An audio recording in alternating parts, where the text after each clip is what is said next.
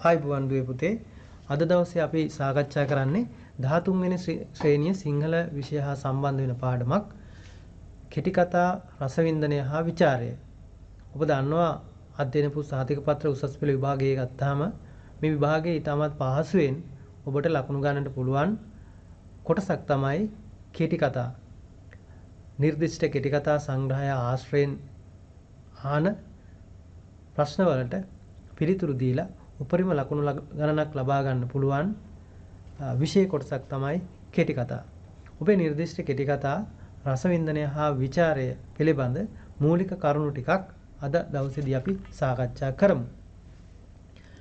මේ පාඩමේදී අපේ අවධානය යොමු වෙන්නේ විශේෂයෙන් 13 වෙනි ශ්‍රේණියේ විෂය නිර්දේශයේ තියෙන 4 වෙනි නිපුණතාව වෙත. 4 වෙනි නිපුණතාව තමයි කෙටි කතා කලාවේ විකාශනයේ මූලිකාංග හා විශේෂ ලක්ෂණ හඳුනාගෙන කෙටි කතා රස විඳින්මින් ਵਿਚාරයේ යෙදී. මේකට අදාළ වෙන නිපුණතා මට්ටමක් තියෙනවා දුවේ පුතේ. තමයි කෙටි කතා ලක්ෂණ කෙරෙහි අවධානයෙන් යුතුව නිර්දිෂ්ට කෙටි කතා රස විඳින්මින් ਵਿਚාරයට ලක් කරයි. මෙන්න මේ නිපුණතා මට්ටමට අදාළ විෂය කොටස් සාකච්ඡා කරන ගමන් ඔබ තුල මේ නිපුණතා මට්ටම සාක්ෂාත් කරවීම තමයි මේ පාඩමේ ප්‍රධාන අරමුණ වෙන්නේ. ඒ සඳහා කෙටි කතාව පිළිබඳව ඔබ 12 ශ්‍රේණියේදී උගත් කරුණු පිළිබඳ නැවත වතාවක් කෙටියෙන් සිහිපත් කිරීම කරනවා. ඊට අමතරව 13 වෙනි ශ්‍රේණිය සඳහා නිර්දේශ කරලා තියෙන නිර්දිෂ්ට කෙටි කතා පිළිබඳව අපි හඳුන්වලා දෙනවා. ඒ පිළිබඳව සාකච්ඡා කරනවා. මේ නිර්දිෂ්ට කෙටි කතා රසවින්දනය හා ਵਿਚාරය කිරීමත් අපි කරනවා. ඒ සඳහා ඔබට මඟ පෙන්වීම සිදු කරනු ලබනවා. මේ සඳහා මේ පාඩමත් එක්ක සැබඳෙන්නේ කෙටි කතා සංග්‍රහයේ උසස් පෙළ කෙටි කතා සංග්‍රහයේ එන මෙන්න මේ කෙටි කතා 4. දයාසේන ගුණසිංහ මහත්මයාගේ කපිටන්ගේ පුතු එරික් කිලියප්පාරච්චි මහත්මයා ලියපු මිනිස් වටේ, මහාචාර්ය සෝමරත්න බාලසූරිය මහතාගේ කරත්තය, වගේම ජයතිලක කම්මැල්ලවීර මහතාගේ කළු සපත්තු කියන කෙටි කතාව. ඔබ කියවලා තියෙනවා නම් කෙටි කතා සංග්‍රහය මම විශ්වාස කරනවා මේ වෙනකොට කෙටි කතා සංග්‍රහයේ තියෙන සියලු කෙටි කතා ඔබ කියවලා ඇති කියලා. මේ කෙටි කතා පිළිබඳව ඔබේ මතකයේ නැවත අවදි කරගන්නට අවස්ථාව උදා වෙනවා. අපි කෙටියෙන් සාකච්ඡා කරමු කෙටි කතාව පිළිබඳ ඔබ උගත් කරුණු පිළිබඳ. ඔබට මතකයි 12 වන ශ්‍රේණියේදී කෙටි කතාව පිළිබඳව ඉදිරිපත් වෙලා තියෙන විවිධ නිර්වචන පිළිබඳ සාකච්ඡා කළා. ඇන්ටන් චෙකෝව්, ජෝසප් බර්ග් ඉසන්වීන්, එඩ්ගා ඇලන් පෝ, ඒ වගේම දයාසේන ගුණසිංහ, මහාචාර්ය වී සුරවීර, මාර්ටින් වික්‍රමසිංහ මහතා මේ අය ඉදිරිපත් කළ විවිධ නිර්වචන පිළිබඳ 12 වන ශ්‍රේණියේදී සාකච්ඡා කළා. නැවත අපි මතක් කරගත්තොත් ඉදිරිපත් කළ නිර්වචන කෙටියෙන් ඔබට මතකයි දුවේ පුතේ, ඇන්ටන් චෙකෝව් කිව්වා ජීවිතයෙන් පෙත්තක් නිරූපණය කරන කලා මාධ්‍යයක් තමයි කෙටි කතාව කියන්නේ කියලා. දයාසේන ගුණසිංහ මහත්මයා කිව්වා ජීවිතයේ සමීප රූපයක් කෙටි කතාව කියන්නේ කියලා. මහාචාර්ය ඒ.වී. සුරවීර මහත්මයා ටිකක් ඉදිරිපත් කළ නිර්වචන ආශ්‍රයෙන් ටිකක් දිග නිර්වචනයක් සකස් කරගත්තා. සිද්ධිය අතුරින් ප්‍රබලව කැපී පෙනෙන එක් සිද්ධියක් ඉස්මතු වී පෙනෙන ඒකීය ධාරණාවක් සහිත එක චරිතාංගයක් නිරූපණය කරන කෙටි කල්පිත ගද්‍යමය ආඛ්‍යානයක් කියන එක එතුමන් විසින් මහාචාර්ය ඒ.වී. සුරවීර මහතා විසින් ඉදිරිපත් කළා. මේ තුල තියෙන කරුණු කාරණාත් එක්ක වඩා පරිපූර්ණ වුණු නිර්වචනයක් විදිහට අපි සුරවීර මහතාගේ නිර්වචනය අඳුන ගන්නට අපිට පුළුවන් වුණා. මේ ආදි වශයෙන් තවත් නිර්වචන රාශියක් අපි සාකච්ඡා කළා 12 වන ශ්‍රේණියේදී. ඊළඟට කෙටි කතා ලක්ෂණ පිළිබඳව සාකච්ඡා කළා. කෙටි කතාවක අන්තර්ගත විය යුතු ලක්ෂණ පිළිබඳව. ඊට පස්සේ සිංහල කෙටි කතාවේ ආරම්භය හා සිංහල කෙටි කතාව වර්ධනය වුණු ආකාරය පිළිබඳ සාකච්ඡා කළා. ආරම්භ වුණේ කොහොමද? මාර්ටින් වික්‍රමසිංහ මහත්මයාගේ ගැහණිය කෙටි කතා සංග්‍රහය එක නූතන යුගයේ දක්වා විවිධ නිර්මාණ වේදීන් විසින් නිර්මාණය කරලා තියෙන කෙටි කතා පිළිබඳව ඒ ප්‍රගමනය පිළිබඳ සාකච්ඡා කළා. කෙටි කතා ලක්ෂණ පිළිබඳ අපි නැවත ඊටාම කෙටියෙන් මතක් කරගනිමු. ඒකට හේතුව තමයි දුවේ පුතේ කෙටි කතා නිර්දිෂ්ට කෙටි කතා ਵਿਚාරය කරන්න ගියාම නිර්දිෂ්ට කෙටි කතා රස විඳින්න ගියාම අපිට අවශ්‍ය වෙනවා මේ කෙටි කතා ලක්ෂණ මතක් කරගන්න එක. කතා ප්‍රවෘත්තිය. ඔබට මතකයි කතා ප්‍රවෘත්තිය කියලා අපි කිව්වේ කෙටි කතාව සඳහා තෝරගන්න සිද්ධි සමුදාය. සිද්ධි සමුදාය. කතා වින්‍යාසය කියලා කිව්වා මේ සිද්ධි එකට ගලපලා තියෙන පිළිවෙල. සිද්ධි ගැලපීමේ අනුපිළිවෙල. කෙටි කතා රචකයාට නිදහස තියෙනවා තමන්ගේ නිර්මාණය තුළ තමන් තෝරගන්න සිද්ධි සමුදාය ඔබට මතකයි කෙටි කතාව ගැන කියනකොට අපි කිව්වා ඒකීය ධාරණාව කියන කාරණේ. ඒකීය ධාරණාව කියන කාරණේ ඒ ඒකීය ධාරණාවත් එක්ක බැඳුණු සිද්ධි සමුදාය එකට ගලපලා තියෙන විදිය මුලැමැදාග හෝ නැත්නම් වෙනත් ක්‍රමයකට රචකයාගේ අභිමතයේ පරිදි ගලපා ඇති ආකාරය තමයි අපි කතා වින්‍යාසය කියලා කිව්වේ. ඊට පස්සේ දෘෂ්ටි කෝණය ගැන අපි කිව්වා කතකයා සහ පාඨකයා අතර තියෙන බැඳීම එහෙම නැත්නම් කතන ක්‍රමය එහෙම නැත්නම් මේ කෙටි කතාව ඉදිරිපත් කරලා තියෙන ක්‍රමය උත්තම පුරුෂ දෘෂ්ටි කෝණයෙන්ද එහෙම නැත්නම් ප්‍රථම පුරුෂ දෘෂ්ටි කෝණයෙන්ද බහුආත්ම භාෂණ දෘෂ්ටි කෝණයෙන්ද නාට්‍යමය දෘෂ්ටි කෝණයෙන්ද මේ ආදි වශයෙන් අපි දෘෂ්ටි කෝණ ගණනාවක් ගැන කතා කළා. මට වුණු අත්දැකීමක් විදිහටද මේ කතාව ඉදිරිපත් කරලා තියෙන්නේ. තවත් කෙනෙකුගේ මාර්ගයෙන්ද මේක ඉදිරිපත් කරලා තියෙන්නේ. මේ ආදි වශයෙන් අපි දෘෂ්ටි කෝණය පිළිබඳ සාකච්ඡා කළා. ඊළඟට චරිතාංග නිරූපණය ගැන අපි කිව්වා. කෙටි කතාවක නව කතාවක වගේ චරිත නිරූපණයට මුල් තැනක් ලැබෙන්නේ නැහැ. කෙටි කතාවක මුල් තැන ලැබෙන්නේ චරිතාංග නිරූපණයට කියන කාරණේ අපි සාකච්ඡා කළා. ඊට පස්සේ යථාර්ථ නිරූපණය ගැන අපි කතා කළා. මේ පවතින ස්වභාවය කලාත්මක විදියට නිරූපණය කරලා තියෙන්නේ කොයි ආකාරයෙන්ද කියන කාරණෙත් එක්ක.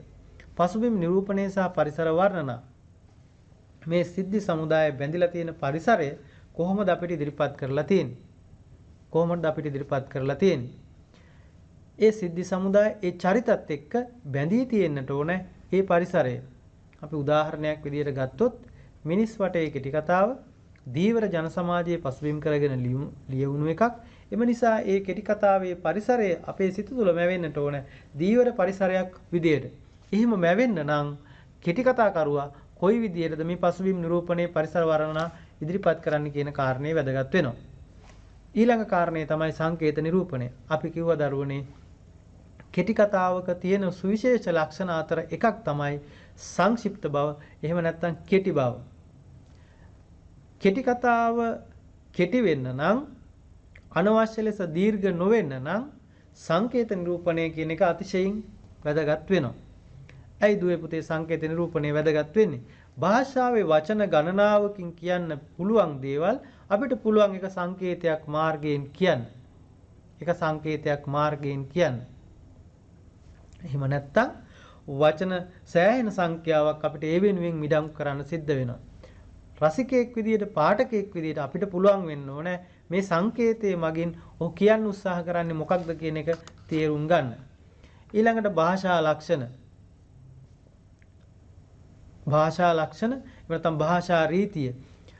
මේ භාෂාව කොයි විදියටද තම නිර්මාණය තුල හසුරුවගෙන තියෙන්නේ? ඒ භාෂාව හසුරුවගෙන තියෙන ආකාරය අනුව තමයි දුවේ පුතේ අපිට ඒ කෙටි කතාව කියවීම සඳහා ඇල්මක් ඇති වෙන්නේ. ඒ සඳහා භාෂා භාවිතය අතිශයින් වැදගත්. ඒ නිසා භාෂාවත් එක්ක හරම කරන්න පුළුවන් වෙන්න ඕනේ කෙටි කතා රචකයෙකුට. අපිට එහෙම කෙටි කතා තමයි කියවන්න තියෙන්නේ. ඊළඟට ජීවන දෘෂ්ටිය. ජීවන දෘෂ්ටිය කියන්නේ අපි දරුවනේ කලින් සාකච්ඡා කළා මේ ඔහු ඉදිරිපත් කරන්න උත්සාහ කරන සමාජ පසුබිමේ මේ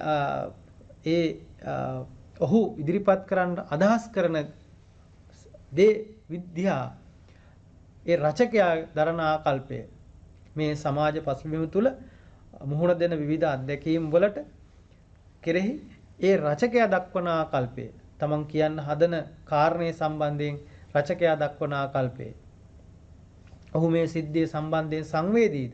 ඔහු මේ සිද්ධිය දිහා බලන්නේ උපහාසාත්මකවද? ඔහු මේ සිද්ධිය දිහා ද්වේෂයෙන්ද බලන්නේ? ඔහු කියනවාද මේක මේ සමාජයේ මෙන්න මේ විදිහට සකස් වෙන්න ඕනේ කියලා ඔහුගේ හිත ඇතුලේ තියෙනවද? අපිට ඒක පේනවද කෙටි කතාව කියවනකොට? ඒක තමයි ජීවන දෘෂ්ටි කියලා කියන්නේ. මෙන්න මේ කෙටි කතාව ප්‍රධාන කෙටි කතා ලක්ෂණ තවත් දරුවනේ ලක්ෂණ තියෙනවා. කෙටි කතා ලක්ෂණ අපේ මනසේ තැම්පත් කරගෙන අපි ඒ පිළිබඳව සිහිපත් කරගෙන නැත්නම් සිහියට නගාගෙන තමයි කෙටි කතා රස විඳින්නට ඕනේ. කෙටි කතාව කතන්දරයකට වඩා වෙනස්. ඒක නිසා කතන්දරයක් කියවලා විඳින රසයට වඩා කෙටි කතාවක් කියවලා විඳින රසය වෙනස්. ඒ නිසා අපි ඒ ගැන බොහොම සැලකිලිමත් වෙන්න ඕනේ. අපිට තියෙන නිර්දේශ කරලා තියෙන කෙටි කතා අතරින් ප්‍රථම කෙටි කතාව තමයි දයාසේන ගුණසිංහ මහත්මයා රචනා කරපු කපිතන්ගේ පුත්තු. කපිතන්ගේ පුත්තු. මේ කපිතන්ගේ පුත්තු කියන කෘතිය උපුටගෙන තියෙන්නේ 1986 වර්ෂයේදී හොඳම කෙටි කතා සංග්‍රහය විදිහට රාජ්‍ය සම්මාන දිනපු කැනල් පාරේ නිසාචරයෝ කියන කෙටි කතා සංග්‍රහයෙන්. දරුවනේ කපිතන්ගේ පුත්තු කෙටි කතාව සහ මේ නිර්මාණ ඉදිරිපත් කරපු දයාසේන ගුණසිංහ කියලා කියන්නේ ලංකාවේ හිටපු සුවිශේෂ කලාකරුවෙක්. ඔහු ජනමාධ්‍යවේදියෙක්, විශේෂයෙන් පුවත්පත් කලාවේදියෙක්. ඒ වගේම සාහිත්‍ය ක්ෂේත්‍රයට බොහෝ පොත්පත් ගණනාවක් එකතු කරපු සාහිත්‍යවේදියෙක්, විචාරකයෙක්. මට මතකයි ජීවිතයේ සමීප රූපයක් කියන ප්‍රකාශය කෙටි කතා සම්බන්ධයෙන් ඉදිරිපත් කරලා තියෙන. එතකොට මේ දයාසේන ගුණසිංහ මහත්මයා තවත් කෘති ගණනාවක් අපේ සාහිත්‍ය ක්ෂේත්‍රයට දායාද කරනවා. කෙටි කතා පොත් දෙකක් තියෙනවා. එකක් තමයි කැනල් පාරේ නිසාචරයෝ, කේතුමතී හෝටලේ රාත්‍රියක්. බොහොම පාඨක සම්භාවනාවට, විචාරක සම්භාවනාවට පාත්‍ර වෙච්ච කෙටි කතා දිත්වයක්, කෙටි කතා සංග්‍රහ දෙකක්. කාව්‍ය සංග්‍රහ කීපයක් ඔහු නිර්මාණය කරනවා. රන් තැටියක කඳුළු නොවඳින් සිඳුවත්, දොර මඩලාව මේ විදිහට. මේ කාව්‍ය සංග්‍රහ පිළිබඳවත් විචාරකයන්ගේ, සාහිත්‍යවේදීන්ගේ බොහෝ අවධානය යොමු වුණා. දයාසේන ගුණසිංහ මහත්මයා, දයාසේන ගුණසිංහ කියන විශිෂ්ට පුවත්පත් කලාවේදියා, විශිෂ්ට නිර්මාණවේදියාගේ නිර්මාණ විදියට අපිට දකින්නට පුළුවන්. අපි බලමු කපිතන්ගේ පුත්තු කෙටි කතාවේ තේමාව මොන වගේ එකක්ද කියලා. මොකටද නැත්තම් මොකද්ද මේ කෙටි කතාවත් එක්ක සම්බන්ධ කරගත්තේ කියන කාරණේ. මේකේ තේමාව තමයි ලංකාවේ මම මේ තේමාව කියවලා ඊට පස්සේ මේ පසුබිම විස්තර කරන්න උත්සාහ කරනවා දරුවනේ. ශ්‍රී ලංකාවේ සමාජය තුළ එක්තරා යුගයකදී ආර්ථික, සමාජීය හා දේශපාලන ක්ෂේත්‍රවල ඇති වූ සමාජ විපර්යාසය හමුවේ විප්ලවීය ක්‍රියාමාර්ගයක් වෙත යොමු වූ ගැමි තරුණයන්ගේ ඛේදනීය ඉරණම තමයි කියන්න උත්සාහ කරන්නේ. දුවේපතේ ඔබට මතක නැති වුණාට මටත් අපේ කාලයේ සිදු නොවුණාට එක්තරා යුගයකදී තරුණයන්ගේ නැගිටීම, එහෙම නැත්නම් තරුණයන් සන්නද්ධ අරගල වලට යොමු වීම අවස්ථා දෙකක් මේ ලංකා ඉතිහාසය තුළ දකින්නට තිබුණා. මේ අරගලවලදී ඒ අරගල කරපු පිරිස සහ ඒ අරගල වලට මුහුණ දුන්නු පිරිස, ඒ අතර තිබිච්ච ගැටුම, ඒක නිසා සිදු වුණු සමයේ දේ පිළිබඳව බොහෝ දෙනා, බොහෝ සාහිත්‍යවේදීන්, සාහිත්‍ය නිර්මාණවේදීන් කතා බහ කරන්නට පටන් ගත්තා සමාජය තුළ. එතකොට මේ කතාවෙත් කපිතන්ගේ පුත්තු කියන කෙටි කතාව ඇතුළෙත් එක්තරා කාලයකදී සිදු වුණු තරුණයෝ ආයුධ එක්ක නැගිටලා පවතින සමාජ ක්‍රමයට එරෙහිව නැගිටලා විප්ලවයක් කරන්න පටන් ගත්තා. ඒ විප්ලවයේදී ඒ විප්ලවයට එකතු වුණු තරුණයන්ට අත්ුනේ ඛේදනීය ඉරණමක්. අන්නේ ඛේදනීය ඉරණම ඇතුලේ සිදු වුණු දේවල් අනන්තයි, අප්‍රමාණයි.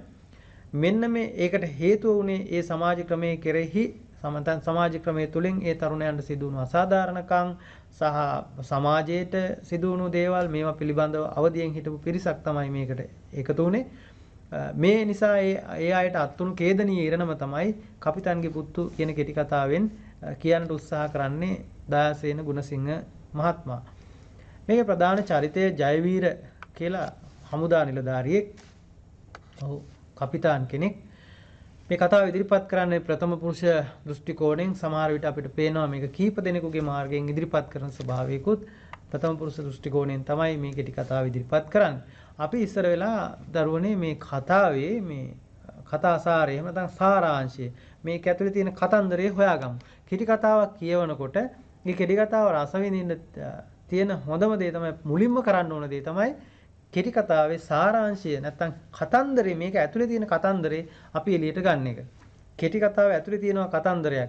ඒ කතන්දරේ තමයි අර කෙටි කතා ලක්ෂණත් එක්ක භාෂාව හසුරුවල හරි අපූර්ව ආකාරයෙන් හොඳ නිර්මාණයක් විදිහට අපිට දකින්නට කියවන්නට ලැබෙන්නේ. ඒක නිසා අපි ඉස්සර වෙලා සාරාංශය පිළිබඳ නැත්නම් මේක ඇතුලේ තියෙන කතන්දරය පිළිබඳ සලකා බලන්නට ඕනේ. කපිතාන් ජයවීර එහෙම නැත්නම් මේ හමුදා නිලධාරියා තමන්ගේ සෙබළුත් එක්ක නැත්නම් තමන්ගේ කණ්ඩායමත් එක්ක හමුදා රාජකාරියක නිරත වෙනවා. හමුදා රාජකාරියක නිරත වෙනවා. ඒ නිරත වෙන අතරේ ඔහුගේ ළමා කාලය පිළිබඳ අතීත ස්මරණයක් කෙටි කතාවෙදි ඉදිරිපත් වෙනවා. මේ හමුදා නිලධාරියා බොහොම දුෂ්කර කටුක රාජකාරියක නිරත වෙන්න කියන එක කතාවේ මුලින්ම ඉදිරිපත් වෙනවා. කතාවේ මුලින්ම ඉදිරිපත් වෙනවා. අපි මේ පිළිබඳව ඉදිරියේ සාකච්ඡා කරමු. අතීත ස්මරණයක් තියෙනවා. ඒ අතරේ කපිතාන් ජයවීර එක්තරා කණ්ඩායමකට වෙඩි තියන්න අණ කරනවා. තමන්ගේ සෙබළුන්ට අණ කරනවා දකින්න එක්තරා කණ්ඩායමකට වෙඩි තියන්න කියලා. මේ අය වෙඩි තියනවා. වෙඩි තිබ්බහම එතන හිටපු තරුණයෝ මිය යනවා. ඒ මිය ගිය තරුණයන් වෙතට යනවා කපිතාන් ජයවීර සහ කණ්ඩායම. ඒ අතරේ සෙබළුන් කැඳවගෙන එනවා එක්තරා මහලු මිනිස්සෙක් මෙතෙන්ට. මේ ස්ථානෙට අර තරුණයන් මිය ගිය තැනට. ඒ එක්කගෙන ආපුවම ඒ මහලු ගැමියා එක තරුණයෙක් අඳුන ගන්නවා. මේ තරුණයා මහලු ගැමියා අඳුනනවා. මහලු ගැමියා කියනවා මේ ඩේවිඩ්ගේ කොළුවා. මුට්ට කරගහන ඩේවිඩ්ගේ කොළුවා. එහෙම කියපුවාම කපිතාන් ජයවීරට තමන්ගේ ආපහු ළමා කාලයේ සිහිපත් වෙනවා. ඔහුට කල්පනා වෙනවා ඔහුගේ මිතුරෙක් වෙලා හිටපු ඩේවිඩ්ව. මේ ඉන්නේ ඒ ඩේවිඩ්ගේ පුතා. මේ ඉන්නේ ඩේවිඩ්ගේ පුතා. මේ නිසා ඔහු ඔහුගේ හිත බොහොම කැළඹීමකටපත් වෙනවා. හරියට ඒක වාරකම් මුහුදක් වගේ කියලා කියන්නේ. හිතා කැළඹීමකටපත් වෙනවා. ඔහු කල්පනා කරනවා ඔහු කරන්නේ මේ මොකක්ද කියන කාරණේ. ඒ අතර නැවත වෙඩි හුවමාරුවක් සිදු වෙනවා. ඒ වෙඩි හුවමාරුවත් එක්ක කපිතාන් ජයවීර මිය යනවා. මේ මිය ගියාම ඔහුගේ දෙවණියා ගිහිල්ලා බලනකොට ඔහුට ලොකු ආවේගයක් එනවා මේ කපිතාන් ජයවීරට වෙඩි තියපු මිනිස්සු හොයාගෙන මේ මිනිස්සුන්ට වෙඩි තියන්න. හැබැයි කපිතාන් ජයවීරගේ මුහුණේ තිබුණු හිනාව දැක්කහම අර තමන්ගේ දෙවණියාගේ නැත්නම් කපිතාන් ජයවීරගේ ඊළඟ නිලධාරියාගේ අර කෝප වේගය ලුතිනන්ගේ කෝප වේගය තුනී වේගන යනවා. තුනී වෙලා යනවා. එතනින් දරුවනේ කතාව ඉවර වෙනවා. මේ කතාව ඇතුලේ මේ කියන දේවල් එක්ක අපිට හිතන්නට බොහොම කරුණු කාරණා තියෙනවා. මේ කතාව ආරම්භ කරන්නේ කපිතාන් ජයවීරගේ සිතුවිලි විවරණය කරමින් තමයි කතාව ආරම්භ කරන්නේ. හරි අපූර්ව උපමා පාවිච්චි කරනවා. ඒක හරියට චිත්‍ර රූපමවන කාව්‍යමය භාෂාවක්. දයාසේන ගුණසිංහ මහත්මයා අපි කලින් දැක්කා ඔහු කවියෙක්. ඒ වගේම කෙටි කතාවටත් කාව්‍යමය භාෂාව උපයෝගී කර ගැනීම රුසියෙක්. ප්‍රාග් ඓතිහාසික යුගයේ දැවැන්ත ගොයෙකුසේ. ඒතකොට ප්‍රාග් ඓතිහාසික යුගයේ හිටපු දැවැන්ත ගොයෙක් වගේ. ලන්ද මැදින් බඩගෑ ජයවීර ආරා වැඩුණු බලුදම් පඳුරු අතර වූ හිදසක් අභියස. දෙවැලමිට බිම ඔබා පොළොව මට්ටමින් ශේෂයක් ඔසවා ඒ තුලින් බැලීය. බොහාසීරුවෙන් බඩගාගෙන ගිහිල්ලා සම්පූර්ණ ඔළුව උස්සලා බලන්න බෑ. ශරීරයම කෙලින් කරලා බලන්න බෑ. හැමුණුත් වෙඩි වදින්න පුළුවන්. ඒක නිසා දෙවැලමිට බිම ඔබා පොළොව මට්ටමින් ශේෂයක් ඔසවා ඒ තුලින් බැලීය. බඩගාන්නේ කොහමද? දැවැන්ත ගොයෙකු වගේ බඩගාන්නේ. අපිට මැවිලා පේනවා කොහොමද කපිතාන් ජයවීර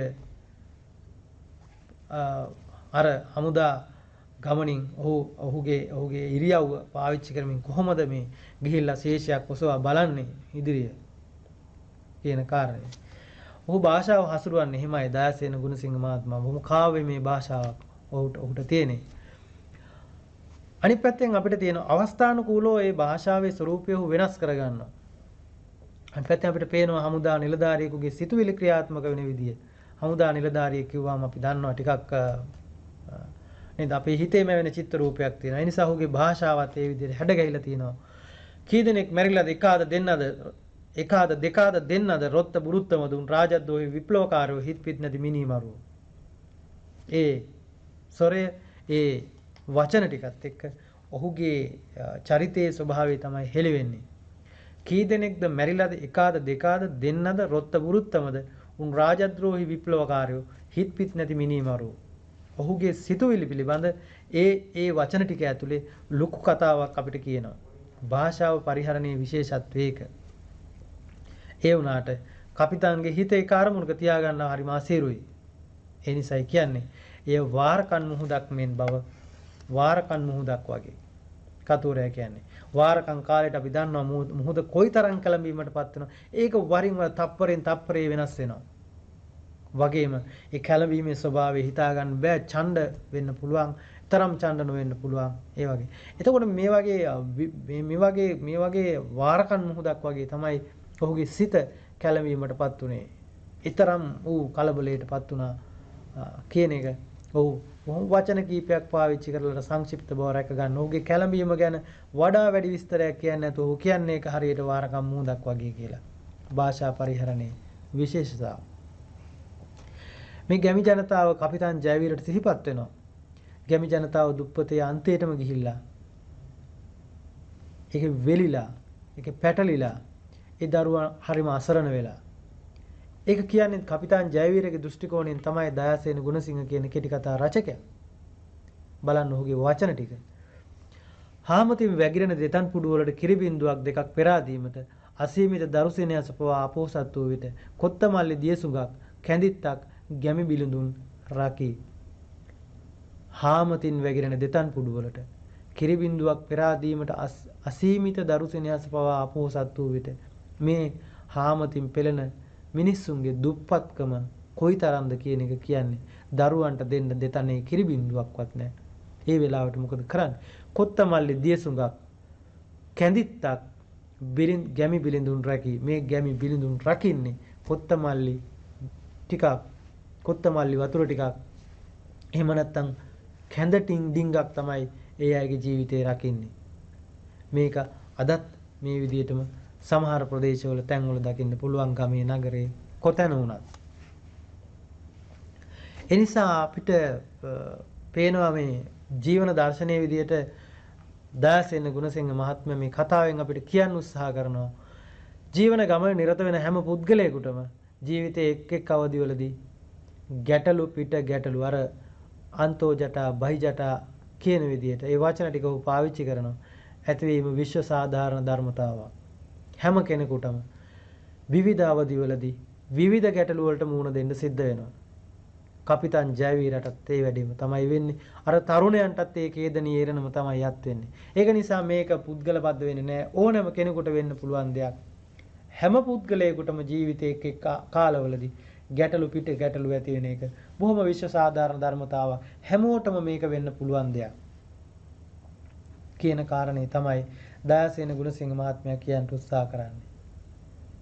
මේ කෙටි කතාව පිළිබඳව දයාසේන ගුණසිංහ කෙටි කතා රචකයාගේ කෙටි කතා පිළිබඳව මහාචාර්ය කුසුමා කරුණාරත්න සහ මහාචාර්ය සරත් විජේසූරිය යන විද්වතුන් ඉදිරිපත් කරනවා මෙන්න මෙහිම අදහසක්. සමකාලීන අත්දැකීම් විශේෂ කොටගෙන වර්තමාන සමාජයේ වර්තමාන ජන ජීවිතයේ ගති ස්වභාව විවරණය කිරීම ගුණසිංහයන්ගේ කතාවල වැදගත් ලක්ෂණයක් කියලා. සමකාලීන අත්දැකීම් මේ කාලයට ගැලපෙන අත්දැකීම් වස්තු විශේෂ කරගෙන ඒත් එක්ක වර්තමාන ජන ජීවිතයේ ගති ස්වභාව විවරණය කරන එක තමයි දයාසේන ගුණසිංහ මහත්මයාගේ උත්සාහය උනේ. ඒ කතාවල දකින්න පුළුවන් උනේ කියලායි මේ කියන්නේ. ඊළඟට අපි අපේ අවධානය යොමු කරමු දුවේ පුතේ එරික් එලියප්පාරච්චි කියන විශිෂ්ට ලේඛකයා විසින් ලියන ලද මිනිස් වටේ කියන කෙටි කතාව පිළිබඳව. මිනිස් වටේ කියන කෙටි කතාව පිළිබඳව.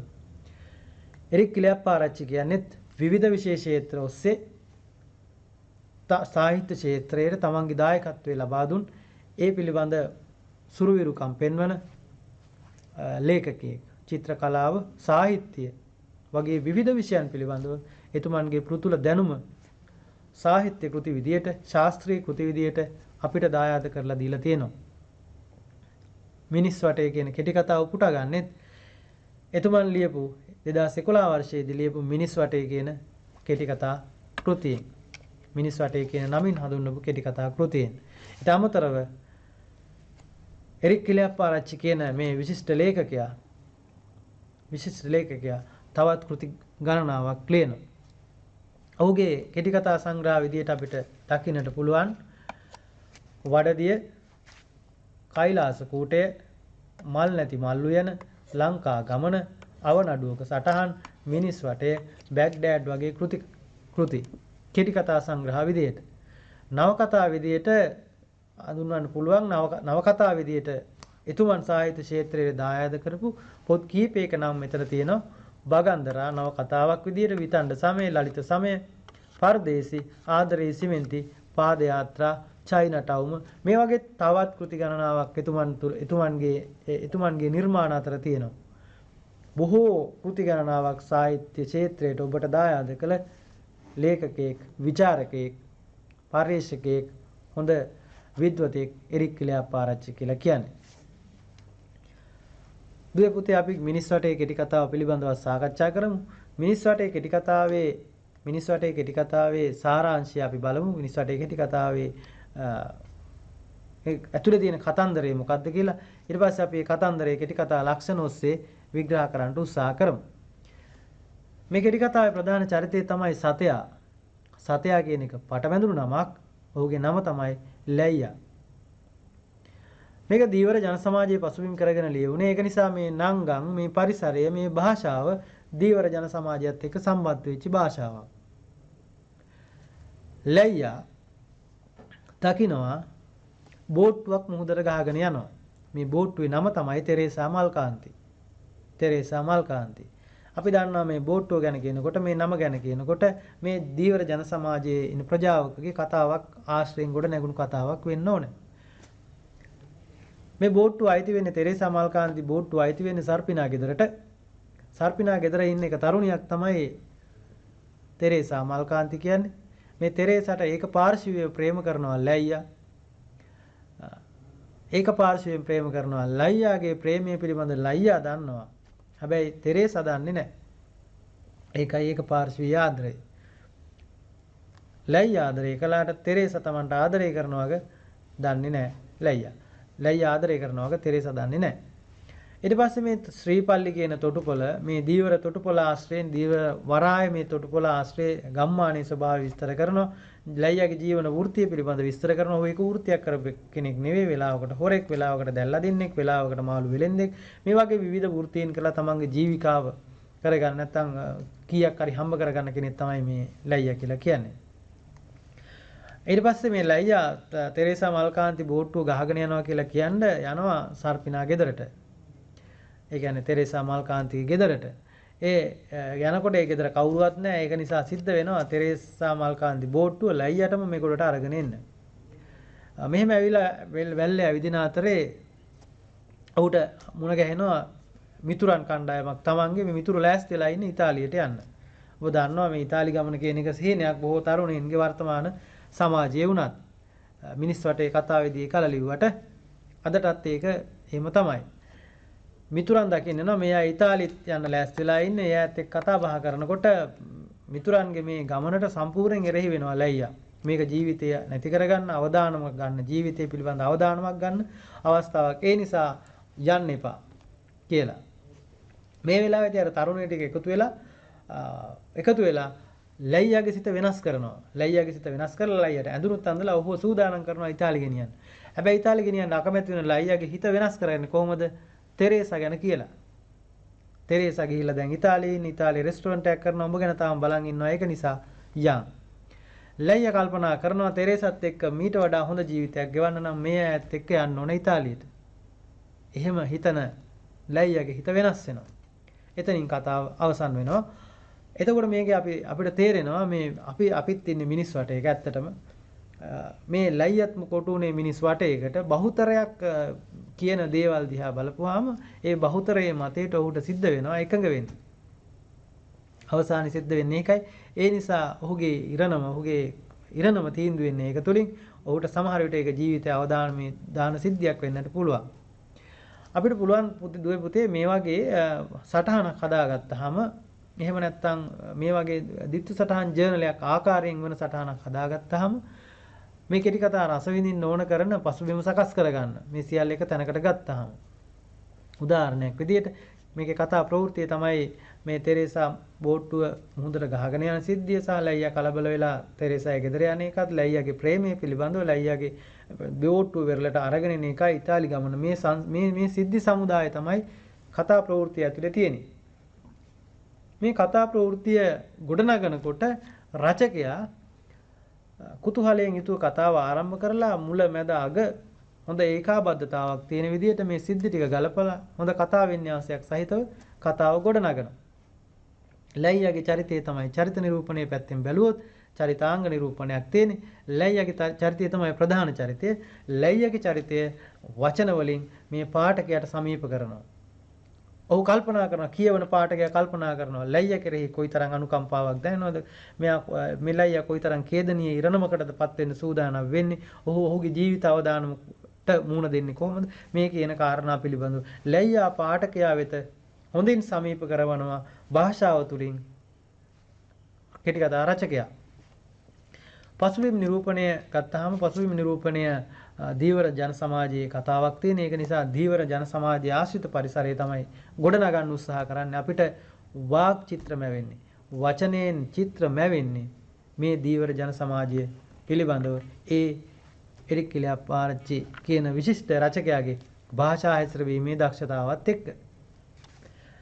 යථාර්ථවාදී රීතිය ඔහු ගරු කරනවා. මේ සමාජයේ පවතින යථා තත්වය තමයි අපිට භාෂාව මගින් කියන්න උත්සාහ කරන්නේ කෙටි කතාව තුළින්. ඒක කෙලින්ම කියන්නේ නැහැ. ඒ එන සිද්ධි සමුදාය ගලපලා තියෙන පිළිවෙලත් එක්ක සහ ඔහුගේ භාෂා ප්‍රයෝගات එක්ක අපිට දැනෙනවා මේ යථා ස්වභාවය. මේ මිනිස් වටේකට මැදි වෙච්ච මිනිස්සුන්ගේ එකිනෙකාගේ තීරණ ක්‍රියාත්මක කරන්න නොහැකි වීම නිසා බහුතර කැමැත්තට එකඟ වීමෙන් අනිත් අයට සිදුවෙන ඛේදනීය ඉරණම පිළිබඳව ජීවන දර්ශනයත් අපිට මේ වගේ කෙටියෙන් ඉදිරිපත් කරන්න පුළුවන්. ජීවත් වීම සඳහා අනවරත අර්ගලයක යෙදෙන මිනිස් සමූහයකට මැදි වුණාම ඒට විරෝධතා දක්වන කෙනෙක් වුණත් තමන්ගේ කැමැත්ත අකමැත්ත කෙසේ වෙතත් බහුතර කැමැත්තට එකඟ වෙන්න සිද්ධ වෙනවා. ඒ නිසා සියලු දෙනාගේ ජීවිතය අවදානමකටපත් වෙනවා. මේ කියන කරුණු ටික තමයි කියන්න උත්සාහ කරන්නේ. ලයියාගේ චරිතය ආශ්‍රයෙන් මිනිස් වටය කෙටි කතාව තුළින්. කරත්තය සෝමරත්න බාලසූරිය මහත්මයාගේ. සෝමරත්න බාලසූරිය කියලා කියන්නේ විශ්වවිද්‍යාල මහාචාර්යවරයෙක්. එතුමන් ශාස්ත්‍රීය කෘති වගේම සාහිත්‍ය කෘති විශේෂයෙන් කෙටි කතා කෘති සාහිත්‍ය ක්ෂේත්‍රයට දායාද කරපු පාඨකයා වෙත සමීප කරපු මහාචාර්යවරයෙක් සිංහල විෂය පිළිබඳව. මහාචාර්ය සෝමරත්න බාලසූරිය මහත්මයාගේ 1991 පළවුණු කෙටි කතා සංග්‍රහයක් තිබුණා කරත්තේ නමින්ම. ඒ කරත්තේ කෙටි කතා සංග්‍රහයෙන් තමයි කරත්තේ කෘතිය කරත්තේ කියන නිර්මාණය තෝරගන්නේ උසස් පෙළ කෙටි කතා සංග්‍රහයට.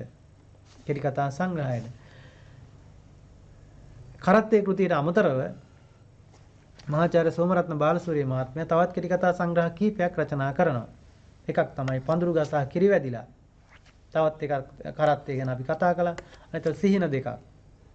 මේ වගේ කෙටි කතා සංග්‍රහ කීපයක් සාහිත්‍ය ක්ෂේත්‍රයට දායාද කළා. ඊට අමතරව නවකතා මුකුත් ලියනවා වප්මගුල නමින්.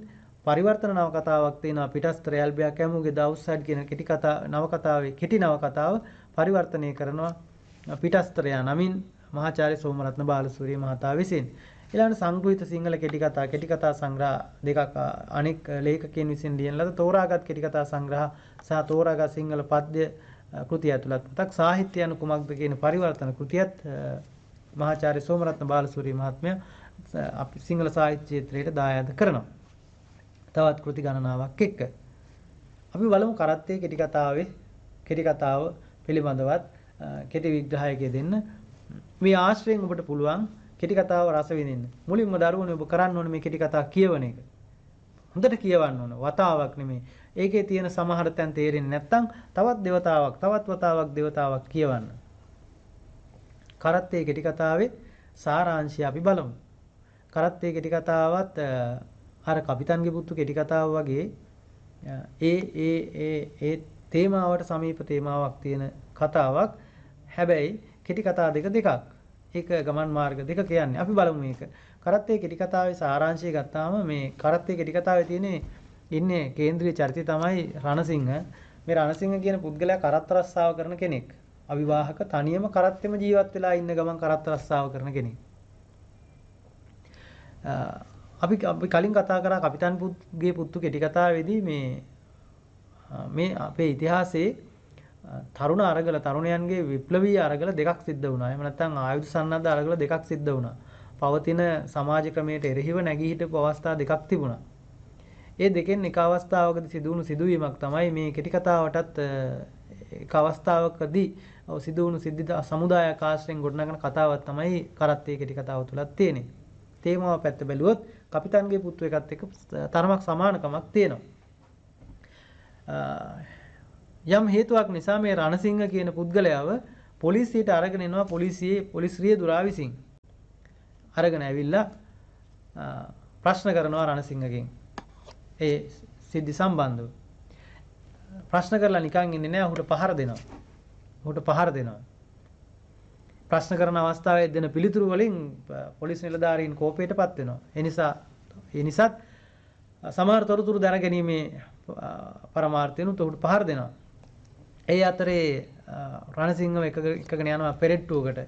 මේ පෙරට්ටුවකට ගිහිල්ලා තරුණයෝ පිරිසක් තියලා ප්‍රශ්න කරනවා රණසිංහගෙන් මේ තරුණයෝ අඳුරනවාද කියලා. ඔහු කියනවා නෑ අඳුරන්නේ නෑ. ඊට පස්සේ ඔහුගෙන් අහනවා ඔහුගේ ගමේ විස්තර පිළිබඳව. ගමේ දන්න අය කවුද කියලා. ඒ විස්තර කිව්වට පස්සේ ඔහුව ගමට කැඳවගෙන ගිහිල්ලා ඔහුගේ සහෝදරයාගෙන් ප්‍රශ්න කරනවා. සහෝදරයා ගෙනත් දෙනවා ඔහු සතුව තිබිච්ච සියලු වස්තුව ඉදිරියට. ඒක ඇතුලේ තියෙන පොත්පත් කීපයක් සහ සහතික කාවු පෙට්ටියක් ඇතුලේ. ඒ පොත්පත් අතර තියෙනවා රැවුල්කාර මිනිස්සුන්ගේ දෙන්නෙකුගේ පින්තූර තියෙන පොත් දෙකක්. ඒ පොත් දෙක අරගෙන එනවා පොලිසියෙන්. අවසානයේ තේරෙනවා රණසිංහගේ මේකට වැරද්දක් නැහැ කියලා. ඒක නිසා රණසිංහ නිදහස් කරනවා. ගොණයි කරත්තේ රණසිංහයි තුනම පොලිසිය. හැබැයි රණසිංහ එළියට එනකොට කරත්තේ තියෙනවා ගොනා නැහැ. ඒක නිසා රණසිංහ ඉල්ලනවා තමන්ගේ ගොනා. ඒකට දෙන පොලිසියෙන් දෙන ප්‍රතිචාරات එක්ක ගොනා ඇත්තේ නැහැ. පොලිසිය ප්‍රතිචාරات එක්ක රණසිංහ ටිකක් කෝපයටපත් වෙනවා. රණසිංහගේ ප්‍රතිචාරය ටිකක් වෙනස් දරුණුයි. එතනින් තමයි කතාව ඉවර වෙන්නේ. මේ සිද්ධි සමුදායත් එක්ක ගොඩනැගුණු මේ කතාව තමයි කරත්තේ කෙටි කතාව නමින් කරත්තේ කෙටි කතා සංග්‍රහයට මහාචාර්ය සෝමරත්න බාලසූරිය කියන විද්වතා කෙටි කතා රචකයා ඉදිරිපත් කරන්නේ. මේ සිද්ධි සමුදාය ඇතුලේ තියෙන සරලම කතන්දරය ගත්තත් කෙනෙකුට ශනික කෝපයක් ඇති වෙන අවස්ථාවක්. අපි කැමති, අපි ආස කරන, අපි ආදරය කරන යම් වස්තුවක් තවත් කෙනෙක් උදුරගත්තොත් එහෙම අපිට කේන්ති එන එක සාධාරණයි. ඒ සාධාරණ කේන්තිය තමයි රණසිංහටත් පැන නගින්නේ. ඔහු මෙච්චර කාලයක් ඔහුව ජීවත් කරපු, ඔහු ආදරයෙන් රැක බලාගත්ත කරත්තේ බඳින ගොනා Tamanට අහිමි වුණා කියලා දැනගත්තාම. ඒ නිසා තමයි ඔහුගේ ප්‍රතිචාරය ටිකක් දරුණු වෙන්නේ. ඒක ඕනම කෙනෙකුට ඇති වෙන්න පුළුවන් සංසිද්ධියක්. මේකේ තේමාව එක්තරා කාලයකදී මේ සමාජයේ ඇති වුණු විෂමතා අසාධාරණකම් අපි අර ඉස්සර වෙලා කිව්වා වගේ ඒ යුගයේදී ඇතිවෙච්ච ඒ විෂමතා අසාධාරණකම් එක්ක තරුණ පිරිසගේ අසහනය වැඩි වුණා. විරකියාව වැඩි වුණා. ඒ නිසා අයට කරන්න දෙයක් තිබුණේ නැහැ. ඒ අය උත්සාහ කරා මේ ක්‍රමය වෙනස් කරන්න. ඒ නිසා තමයි ඒක සන්නද්ධ කැලලක් බවට පරිවර්තනය වුණේ. මේ පිළිබඳව බොහෝ විස්තර විග්‍රහ තියෙනවා. ඔබට ඉදිරියේදී ඒවා දැනගන්න ඉගෙන ගන්න පුළුවන් වෙයි. ඒක නිසා අවසානයේදී මේ තරුණයන්ට බොහොම දරුණු ඛේදවාචකයකට මුහුණ දෙන්න සිද්ධ වුණා. ඒ අතර ඒ ඛේදනීය ඉරණම ඒ අයට උරුම වුණු විශාල ප්‍රමාණයකට මිය යන්න සිද්ධ වුණා. මේ ඉරණමත් එක්ක ඊට අමතරව මෙතනදී සාමාන්‍ය විදියට තමන්ගේ රැකියාව කරගෙන ගිය කරත්තකරුවෙකුට අත්තුණු ඉරණම. කරත්තකරුවෙකුට අත්තුණු ඉරණම. හැබැයි කරත්තකාරයෙක් වුණාට ඔහු උගත් මිනිස්සෙක්. ඒ தત્ත්වය තමයි මේ කෙටි කතාව තුලින් කියන්න උත්සාහ කරන්නේ. කෙටි කතාව පටන් ගන්න දුවේ පුතේ යම්කිසි උපහාසාත්මක දෘෂ්ටියකින් පොලිසිය පිළිබඳව මොකද මේකේ කතාව හද බැඳිච්ච දෙයක්. එහෙම නැතු වෙන දෙයක් නෙවෙයි. මේ කතාවත් එක්ක බැඳිච්ච කාරණෙත් එක්ක ටිකක් උපහාසාත්මකව තමයි පොලිසිය පිළිබඳ ජනතාවගේ ආකල්පයත් ඉස්මතු කරමින් තමයි කතාව ආරම්භ කරන්නේ. කටුකම්බි වැලිගෝනි දමා ආරක්ෂක වළල්ලකින් වට කරන ලද පොලිසියට අපිට එතකොට තේරෙනවා කොයිතරම් ආරක්ෂාවෙන් පරිපූර්ණ තැනක්ද මේ පොලිසිය. කොහොමද වැටකඩලු දාලා මේක ආරක්ෂා කරලා තියෙන්නේ. පොලිසියට කරත්තේ දක්වාගෙන ලැබුවේ පොලිස් රියදුරාය. මේ පොලිසියේ රියදුරු මහත්මයා තමයි කරත්තේ දක්වගෙන එන්නේ. දැන් අපි දන්නේ මොකද්ද මේ කරත්තේ මේ පිළිබඳ දන්නේ අපිට පස්සේ තමයි මේ පිළිබඳ අපි දැනගන්න ලැබෙන්නේ. වළල්ලකින් වට කරන ලද පොලිසියට කරත්තේ දක්වාගෙන ලැබුවේ පොලිස් රියදුරාය. පොලිස් නිල ඇඳුම පැළඳ කරත්තේ දක්වාගෙන එනු ලැබූ ඔහුදුට කවුරුත් සිනාව මැඩ බියෙන් මෙන් ඉවත බලාගත්ත. දැන් පොලිස් නිල ඇඳුම ඇඳගත්ත කෙනෙක් පොලිස් නිලධාරියෙක් කරත්තයක් තල්ලු කරගෙන ඇදගෙන එනවා පොලිසියට. මේක දකිනකොට කෙනෙකුට hina යනවා. ඒක තමයි ඔහු කියන්නේ යම්කිසි උපහාසාත්මක දෘෂ්ටියකින් බලන්නේ. මේ කරත්තේ නමින් ටෙලි නාට්‍යයත් මේ කරත්තේ කෙටි කතාව ආශ්‍රයෙන් නිර්මාණය වුණා.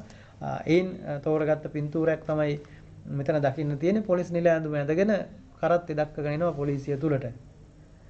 ඒක නිකන් විහිළු සහගත දර්ශනයක් විදියට අපිට ප්‍රදර්ශනය වෙනවා ඔහුගේ භාෂාව තුලින්. රණසිංහ ගෙනාවට පස්සේ මේ රණසිංහ තමයි මේ පුද්ගලයාගේ නම. රණසිංහ පොලිසියට ගෙනාවට පස්සේ පොලිසියෙන් ප්‍රශ්න කරනවා. පොලිසිය ප්‍රශ්න කිරීම ටික කෙටි දරුණුයි. එහෙමයි තියෙන්නේ. එතකොට දැන් මේ වෙලාවේදී එතකොට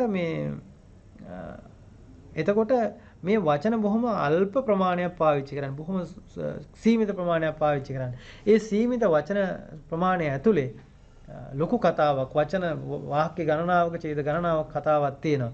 අපිට රණසිංහ පිළිබඳව විස්තර කරන්න උවමනාවක් නැහැ. රණසිංහට වයගේ වයස අවුරුදු 40යි කරත්ත රස්සාව කරමින් ජීවත් වුණා. ඔහු අවිවාහකයි.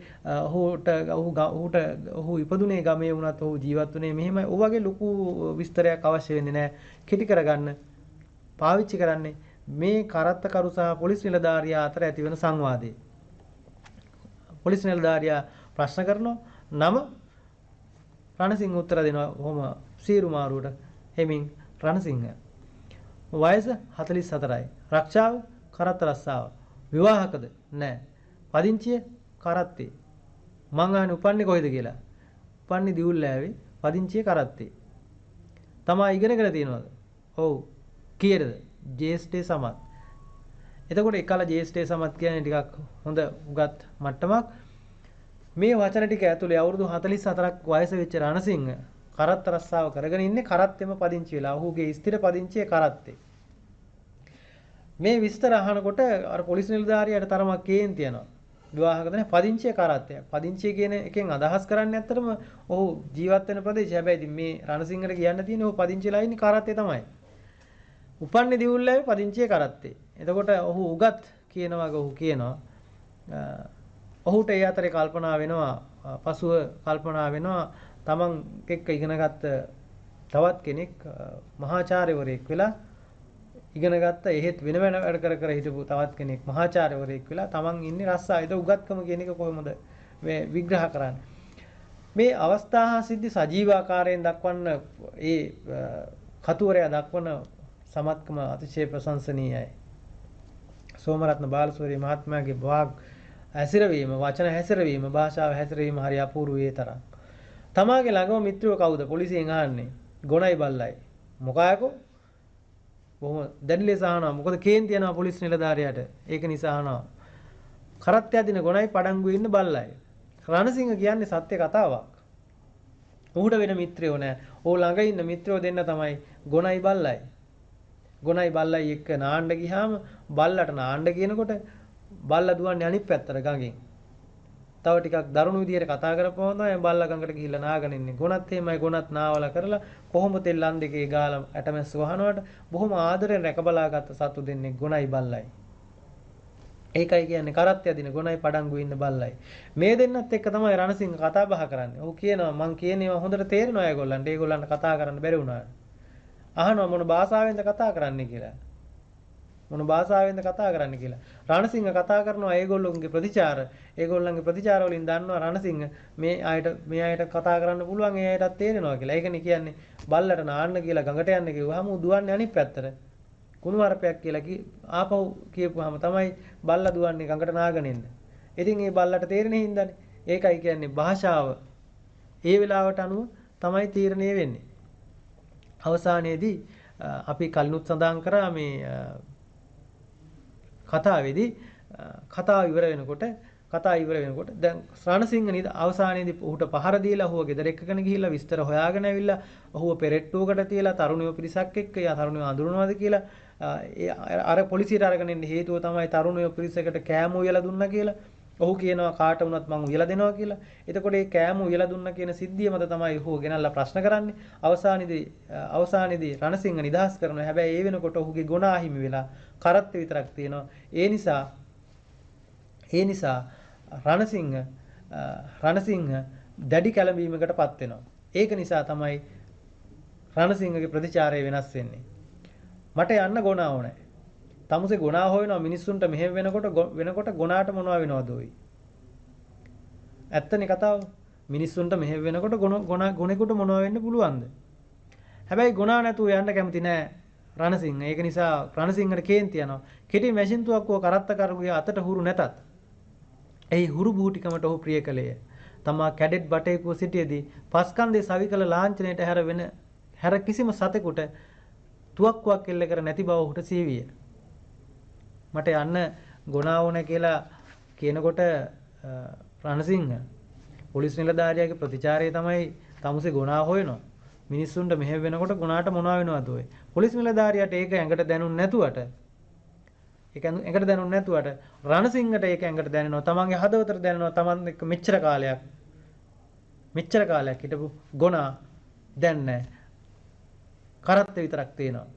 ගුණාට මොකද්ද උනේ කියන එක කෙටි කතා කරුවක් කියන්නේ නෑ. අපිට හිතා ගන්න ඉඩ දීලා තියෙනවා මේ වෙනකොට ගුණා මිය ගිහිල්ලා කියලා අපිට මේ වචන තුලින් අපිට ඒක තේරෙනවා. ඒක නිසා පොලිස් නිලධාරීන් හිතන්නේ මේ මිනිස්යාට ජීවිත දාණය ලැබිච්ච නිසා ගුණා ගැන හොයන්න නැතුව යයි කියලා. ආත්මార్థකාමී විදියට. හැබැයි රණසිංහ එහෙම කෙනෙක් නෙවෙයි. සත්තුන්ටත් අතිශය සෙනෙහසක් දක්වපු බොහොම සංවේදී මිනිස්සෙක්. ඔහු උගත් ඒ වුණාට රැකියාවක් නැති නිසා කරත් රස්සාව කරගෙන බොහොම පාඩුවේ ජීවත් වෙච්ච කෙනෙක් අවුරුදු 44ක. ඒක නිසා ඔහුට හැකියාවක් නැහැ තමන්ව ජීවත් කරපු ගුණාව දාලා යන්න. ඒක නිසා තමයි ඔහුගේ ප්‍රතිචාරය වෙනස් වෙන්නේ. හැබැයි අවසාන වාක්‍යය කියන්නේ තමා කැඩෙට් බටේකුව සිටියේදී පස්කන්දේ සවිකල ලාංඡනයට හැර කිසිම සතෙකුට තුවක්කුවක් එල්ල කර නැති බව ඔහුට විය. මෙතනින් තමයි කතාව ඉවර වෙන්නේ.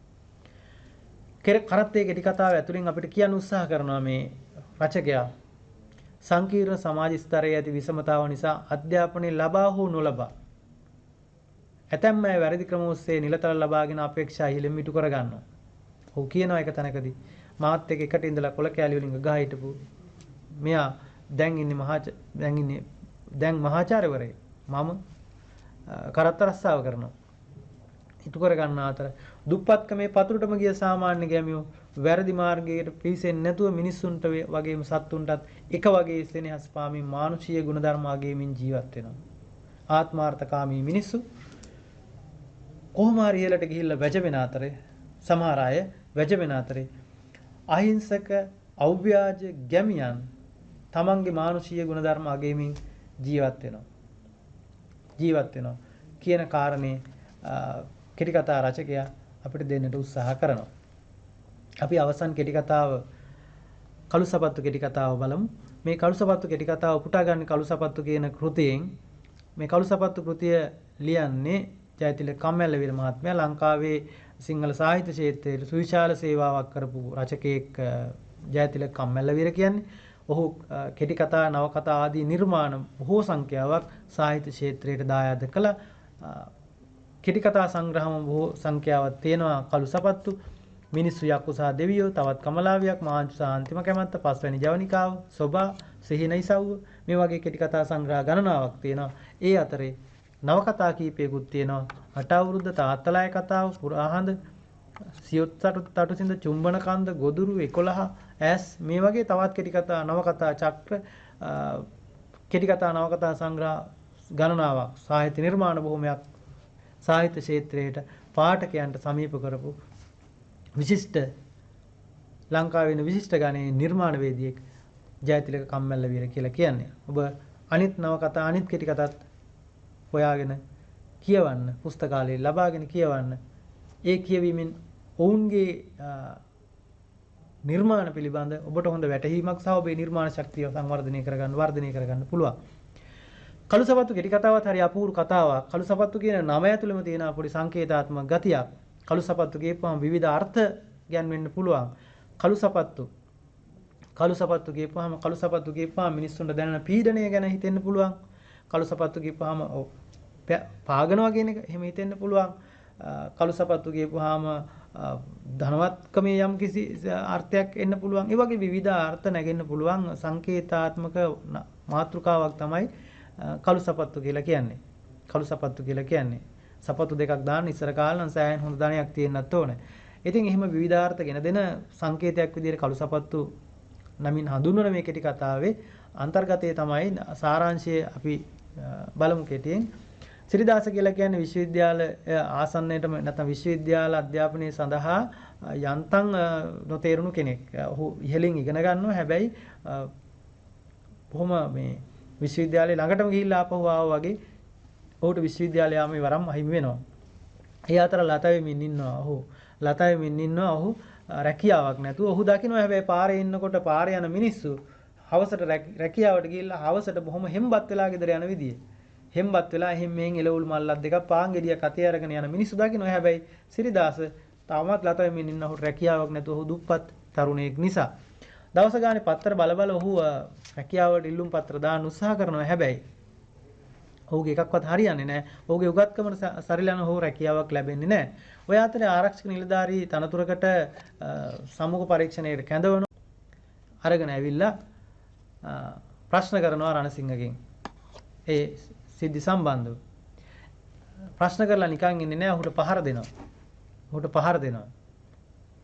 ප්‍රශ්න කරන අවස්ථාවේ දෙන පිළිතුරු වලින් පොලිස් නිලධාරීන් කෝපයටපත් වෙනවා. ඒ නිසාත් සමහර තොරතුරු දැනගැනීමේ පරමාර්ථයෙන්ුත් ඔහුට පහර දෙනවා. ඒ අතරේ රණසිංහව එකගෙන යනවා පෙරට්ටුවකට. මේ පෙරට්ටුවකට ගිහිල්ලා තරුණයෝ පිරිසක් තියලා ප්‍රශ්න කරනවා රණසිංහගෙන් මේ තරුණයෝ අඳුරනවද කියලා. ඔහු කියනවා නෑ අඳුරන්නේ නෑ. ඊට පස්සේ ඔහුගෙන් අහනවා ඔහුගේ ගමේ විස්තර පිළිබඳව. ගමේ දන්න අය කවුද කියලා. ඒ විස්තර කිව්වට පස්සේ ඔහුව ගමට කැඳවගෙන ගිහිල්ලා ඔහුගේ සහෝදරයාගෙන් ප්‍රශ්න කරනවා. සහෝදරයා ගෙනත් දෙනවා ඔහු සතුව තිබිච්ච සියලු වස්තුව ඉදිරියට. ඒක ඇතුලේ තියෙන පොත්පත් කීපයක් සහ සහතික කාව්කාපු පෙට්ටියක් ඇතුලේ. මේ පොත්පත් අතර තියෙනවා රැවුල්කාර මිනිස්සුන්ගේ දෙන්නෙකුගේ පින්තූර තියෙන පොත් දෙකක්. ඒ පොත් දෙක අරගෙන එනවා පොලිසියෙන්. අවසානයේ තේරෙනවා රණසිංහගේ මේකට වැරද්දක් නැහැ කියලා. ඒක නිසා රණසිංහ නිදහස් කරනවා. ගොණයි කරත්තේ රණසිංහයි තුනම පොලිසිය. හැබැයි රණසිංහ එළියට එනකොට කරත්තේ තියෙනවා ගොනා නැහැ. ඒක නිසා රණසිංහ ඉල්ලනවා තමන්ගේ ගොනා. ඒකට දෙන පොලිසියෙන් දෙන ප්‍රතිචාරات එක්ක ගොනා ඇත්තේ නැහැ. පොලිසිය ප්‍රතිචාරات එක්ක රණසිංහ ටිකක් කෝපයටපත් වෙනවා. රණසිංහගේ ප්‍රතිචාරය ටිකක් වෙනස් දරුණුයි. එතනින් තමයි කතාව ඉවර වෙන්නේ. මේ සිද්ධි සමුදායත් එක්ක ගොඩනැගුණු මේ කතාව තමයි කරත්තේ කෙටි කතාව නමින් කරත්තේ කෙටි කතා සංග්‍රහයට මහාචාර්ය සෝමරත්න බාලසූරිය කියන විද්වතා කෙටි කතා රචකයා ඉදිරිපත් කරන්නේ. මේ සිද්ධි සමුදාය ඇතුලේ තියෙන සරලම කතන්දරය ගත්තත් කෙනෙකුට ශනික කෝපයක් ඇති වෙන අවස්ථාවක්. අපි කැමති, අපි ආස කරන, අපි ආදරය කරන යම් වස්තුවක් තවත් කෙනෙක් උදුරගත්තොත් එහෙම අපිට කේන්ති එන එක සාධාරණයි. ඒ සාධාරණ කේන්තිය තමයි රණසිංහටත් පැන නගින්නේ. ඔහු මෙච්චර කාලයක් ඔහුව ජීවත් කරපු, ඔහු ආදරයෙන් රැක බලාගත්ත කරත්තේ බඳින ගොනා Tamanට අහිමි වුණා කියලා දැනගත්තා. ඒ නිසා තමයි ඔහුගේ ප්‍රතිචාරය ටිකක් දරුණු වෙන්නේ. ඒක ඕනම කෙනෙකුට ඇති වෙන්න පුළුවන් සංසිද්ධියක්. මේකේ තේමාව එක්තරා කාලයකදී මේ සමාජයේ ඇති වුණු විෂමතා අසාධාරණකම් අපි අර ඉස්සර වෙලා කිව්වා වගේ ඒ යුගයේදී ඇතිවෙච්ච ඒ විෂමතා අසාධාරණකම් එක්ක තරුණ පිරිසගේ උගත් තරුණ පිරිසගේ අසහනය වැඩි වුණා, විරකියාව වැඩි වුණා. ඒ නිසා අයට කරන්න දෙයක් තිබුණේ නැහැ. ඒ අය උත්සාහ කරා මේ ක්‍රමය වෙනස් කරන්න. ඒ නිසා තමයි ඒක සන්නද්ධ කැලලක් බවට පරිවර්තනය වුණේ. මේ පිළිබඳව බොහෝ විස්තර විග්‍රහ තියෙනවා. ඔබට ඉදිරියේදී ඒවා දැනගන්න ඉගෙන ගන්න පුළුවන් වෙයි.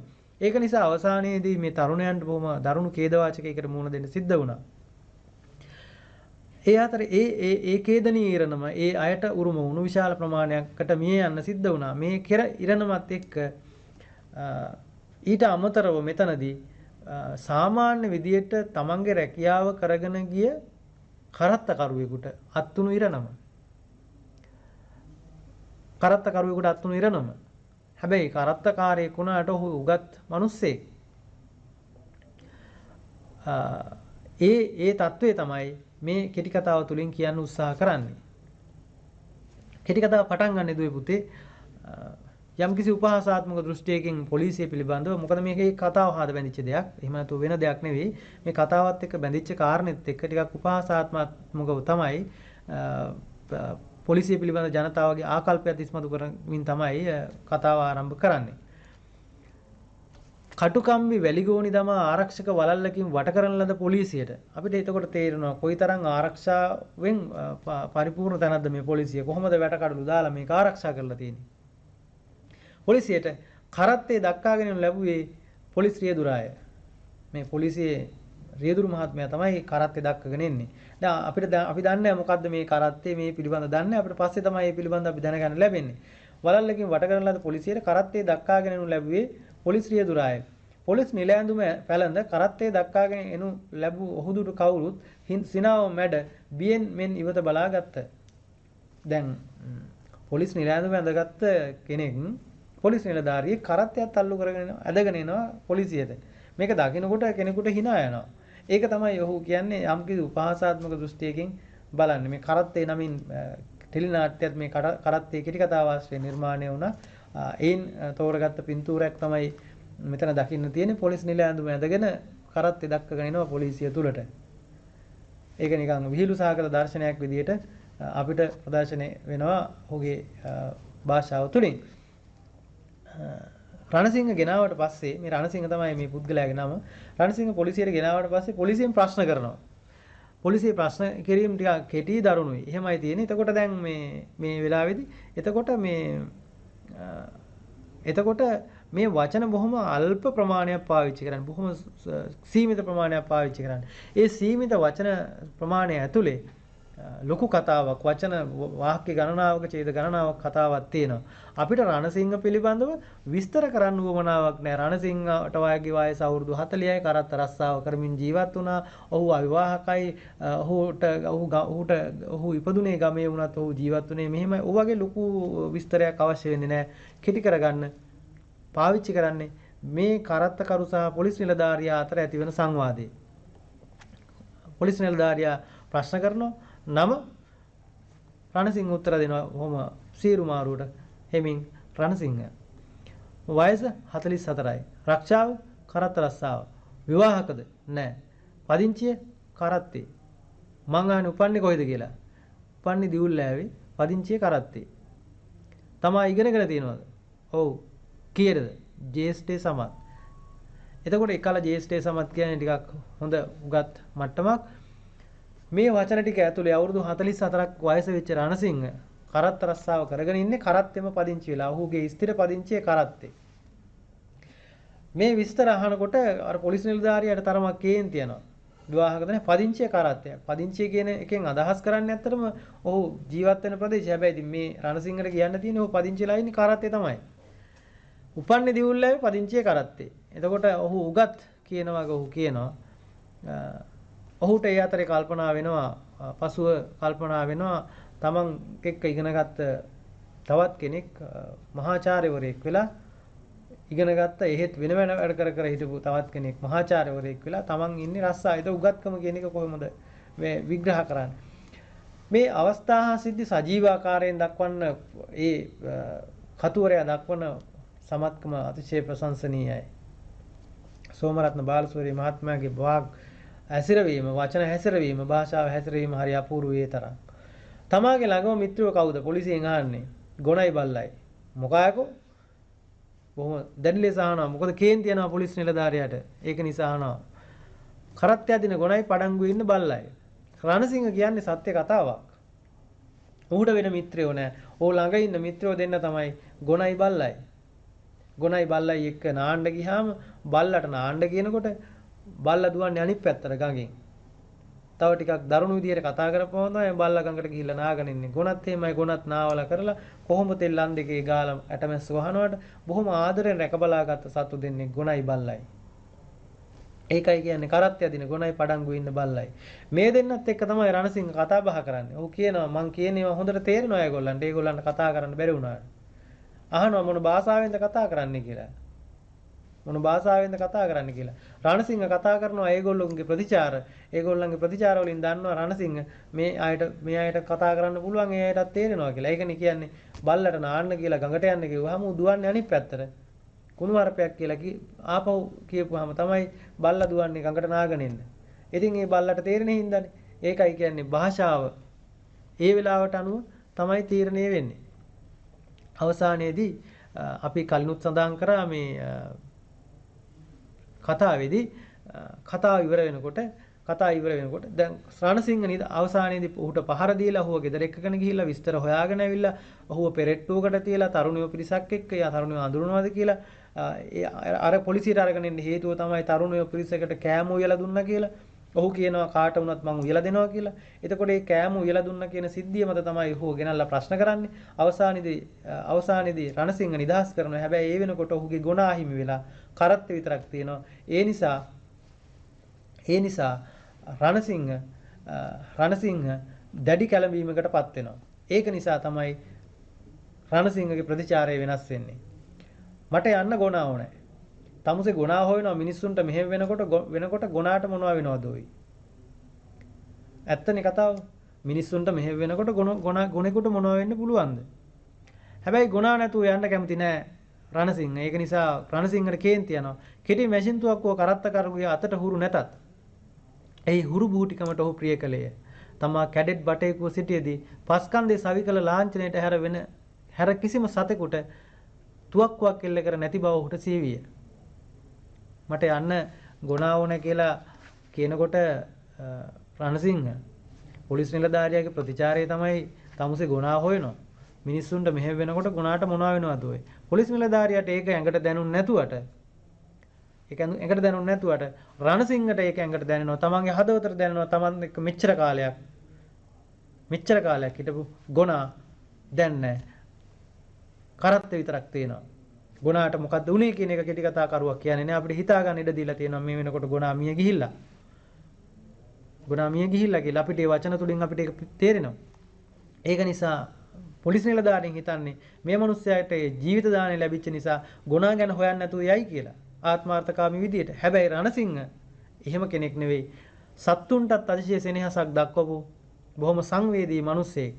ඔහු උගත් ඒ වුණාට රැකියාවක් නැති නිසා කරත්ත රස්සාව කරගෙන බොහොම පාඩුවේ ජීවත් වෙච්ච කෙනෙක් අවුරුදු 44ක. ඒක නිසා ඔහුට හැකියාවක් නැහැ තමන්ව ජීවත් කරපු ගුණාව දාලා යන්න. ඒක නිසා තමයි ඔහුගේ ප්‍රතිචාරය වෙනස් වෙන්නේ. හැබැයි අවසාන වාක්‍යය කියන්නේ තමා කැඩෙට් බටේකුව සිටියේදී පස්කන්දේ සවිකල ලාංඡනයට හැර කිසිම සතෙකුට තුවක්කුවක් එල්ල කර නැති බව ඔහුට විය. මෙතනින් තමයි කතාව ඉවර වෙන්නේ. කරත්තේ කෙටි කතාව ඇතුලින් අපිට කියන්න උත්සාහ කරනවා මේ රචකයා සංකීර්ණ සමාජ ස්තරයේ ඇති විෂමතාව නිසා අධ්‍යාපනය ලබා හෝ නොලබා ඇතැම් අය වැරදි ක්‍රම ඔස්සේ නිලතල ලබාගෙන අපේක්ෂා ඉහළින් ඉටු කර ගන්නවා. ඔහු කියනවා එක තැනකදී මාත් එක්ක එකට ඉඳලා කොල කෑලි වලින් ගහ හිටපු මෙයා දැන් මහාචාර්යවරයෙක්. මම කරත්ත රස්සාව කරනවා. ඉටු කර ගන්න අතර දුප්පත්කමේ පතුරටම ගිය සාමාන්‍ය ගැමියෝ වැරදි මාර්ගයකට පිවිසෙන්නේ නැතුව මිනිස්සුන්ට වගේම සත්තුන්ටත් එක වගේ සෙනෙහස් පාමින් මානුෂීය ගුණධර්ම අගයමින් ජීවත් වෙනවා. ආත්මార్థකාමී මිනිස්සු කොහොම හරි ඉහළට ගිහිල්ලා වැජවෙන අතරේ සමහර අය වැජවෙන අතරේ අහිංසක අව්‍යාජ ගැමියන් තමන්ගේ මානුෂීය ගුණධර්ම අගයමින් ජීවත් වෙනවා කියන කාරණේ කෙටි කතා රචකයා අපිට දෙන්නට උත්සාහ කරනවා. අපි අවසන් කෙටි කතාව කළු සපත්තු කෙටි කතාව බලමු. මේ කළු සපත්තු කෙටි කතාව පුටා ගන්න කළු සපත්තු කියන කෘතියෙන් මේ කළු සපත්තු කෘතිය ලියන්නේ ජයතිලක කම්මැල්ලවීර මහත්මයා. ලංකාවේ සිංහල සාහිත්‍ය ක්ෂේත්‍රයේ සුවිශාල සේවාවක් කරපු රචකයෙක් ජයතිලක කම්මැල්ලවීර කියන්නේ. ඔහු කෙටි කතා නවකතා ආදී නිර්මාණ බොහෝ සංඛ්‍යාවක් සාහිත්‍ය ක්ෂේත්‍රයට දායාද කළ කෙටි කතා සංග්‍රහම බොහෝ සංඛ්‍යාවක් තියෙනවා. කළු සපත්තු, මිනිස්සු යක්කු සහ දෙවියෝ, තවත් කමලාවියක්, මාංචු සහ අන්තිම කැමැත්ත, පස්වැනි ජවනිකාව, සොබා, සිහින ඉසව්ව මේ වගේ කෙටි කතා සංග්‍රහ ගණනාවක් තියෙනවා. ඒ අතරේ නවකතා කීපයකුත් තියෙනවා. 8 අවුරුද්ද තාත්තලාය කතාව, පුරාහඳ, සියොත් තටුසින්ද, චුම්බන කන්ද, ගොදුරු 11 ඇස් මේ වගේ තවත් කෙටි කතා නවකතා චක්‍ර කෙටි කතා නවකතා සංග්‍රහ ගණනාවක් සාහිත්‍ය නිර්මාණ බොහොමයක් සාහිත්‍ය ක්ෂේත්‍රයට පාඨකයන්ට සමීප කරපු විශිෂ්ට ලංකාවේ ඉන්න විශිෂ්ට ගණයේ නිර්මාණවේදියෙක් ජයතිලක කම්මැල්ලවීර කියලා කියන්නේ. ඔබ අනිත් නවකතා අනිත් කෙටි කතාත් හොයාගෙන කියවන්න, පුස්තකාලේ ලබාගෙන කියවන්න. ඒ කියවීමෙන් ඔවුන්ගේ නිර්මාණ පිළිබඳ ඔබට හොඳ වැටහීමක් සහ ඔබේ නිර්මාණ ශක්තිය සංවර්ධනය කරගන්න, වර්ධනය කරගන්න පුළුවන්. කළු සපත්තු කෙටි කතාවත් හරි අපූර්ව කතාවක්. කළු සපත්තු කියන නම ඇතුළෙම තියෙන පොඩි සංකේතාත්මක ගතියක්. කළු සපත්තු කියපුවම විවිධ අර්ථ ගැන්වෙන්න පුළුවන්. කළු සපත්තු කියපුවම මිනිස්සුන්ට දැනෙන පීඩනය ගැන හිතෙන්න පුළුවන්. කළු සපත්තු කියපුවම පාගනවා කියන එක එහෙම හිතෙන්න පුළුවන්. කළු සපත්තු කියපුවාම ධනවත්කමේ යම් කිසි අර්ථයක් එන්න පුළුවන්. ඒ වගේ විවිධ අර්ථ නැගෙන්න පුළුවන් සංකේතාත්මක මාතෘකාවක් තමයි කළු සපත්තු කියලා කියන්නේ. කළු සපත්තු කියලා කියන්නේ සපත්තු දෙකක් දාන්න ඉස්සර කාලේ නම් සෑහෙන හොඳ ධනයක් තියෙන්නත් ඕනේ. ඉතින් එහෙම විවිධාර්ථ ගෙන දෙන සංකේතයක් විදිහට කළු සපත්තු නමින් හඳුන්වන මේ කෙටි කතාවේ අන්තර්ගතය තමයි සාරාංශය අපි බලමු කෙටියෙන්. සිරිදාස කියලා කියන්නේ විශ්වවිද්‍යාල ආසන්නයටම නැත්නම් විශ්වවිද්‍යාල අධ්‍යාපනය සඳහා යන්තම් නොතේරුණු කෙනෙක්. ඔහු ඉහළින් ඉගෙන ගන්නවා. හැබැයි බොහොම මේ විශ්වවිද්‍යාලේ ළඟටම ගිහිල්ලා ආපහු ආවා වගේ ඔහුට විශ්වවිද්‍යාලය යාමේ වරම් අහිමි වෙනවා. ඒ අතර ලතවෙමින් ඉන්නවා. ඔහු රැකියාවක් නැතුව ඔහු දකිනවා. හැබැයි පාරේ ඉන්නකොට පාරේ යන මිනිස්සු හවසට රැකියාවට ගිහිල්ලා හවසට බොහොම හෙම්බත් වෙලා ගෙදර යන විදිය. හෙම්බත් වෙලා එහෙන් මෙහෙන් එළවලු මල්ලක් දෙකක් පාන් ගෙඩියක් අතේ අරගෙන යන මිනිස්සු දකිනවා. හැබැයි සිරිදාස තාමත් ලතවෙමින් ඉන්න ඔහුට රැකියාවක් නැතුව ඔහු දුප්පත් තරුණයෙක් නිසා. දවස ගානේ පත්‍ර බල ඔහු රැකියාවට ඉල්ලුම් පත්‍ර දාන්න උත්සාහ කරනවා. හැබැයි ඔහුගේ එකක්වත් හරියන්නේ නැහැ. ඔහුගේ උගත්කමට සරිලන ඔහු රැකියාවක් ලැබෙන්නේ නැහැ. ඔය අතරේ ආරක්ෂක නිලධාරී තනතුරකට සමුග පරීක්ෂණයට කැඳවනවා. ඒ කැඳවනකොට ඔහු යන්න සූදානම් වෙනවා. ඔහුට තියෙන ගැටලුව තමයි එදාට කළු සපත්තු දෙකක් දාගෙන යන්න ඕනේ. ඔහු ඇඳගෙන ඉන්න ඕන විදිය එළියුමේ තියෙනවා. ඒක නිසා ඒකට කළු සපත්තු දෙකක් ඕනේ. කළු සපත්තු දෙකක් නැහැ මේ සිරිදාසට. සිරිදාස තමන්ගේ මිත්‍රයෙක් වෙච්ච තිලකරත්න මහත්තයා රජයේ සේවකයෙක් වෙච්ච තිලකරත්න මහත්තයා හම්බෙන්න යනවා. තිලකරත්න මහත්මයා ඔහුට උදව් කරන නිසා ඔහු තිලකරත්න මහත්මයාට කියනවා කාරණේ මට සපත්තු දෙකක් හොයාගන්න විදියක් ගැන. තිලකරත්න මහත්තයා ළඟ සපත්තු නැති වුණාට තිලකරත්න මහත්තයා දෙනවා පොඩි ඉඟියක්. පොලිසියේ ඉන්න කෙනෙක් දන්නවා නම් සපත්තු දෙකක් ඉල්ල ගන්න පුළුවන්. එතකොට සිරිදාස කියනවා හරි මං දන්නවා මට හොයාගන්න පුළුවන් වෙයි කියලා ඔහු යනවා පොලිසිය රාජකාරී කරන මගලගොඩ රාලහාමි ළඟට.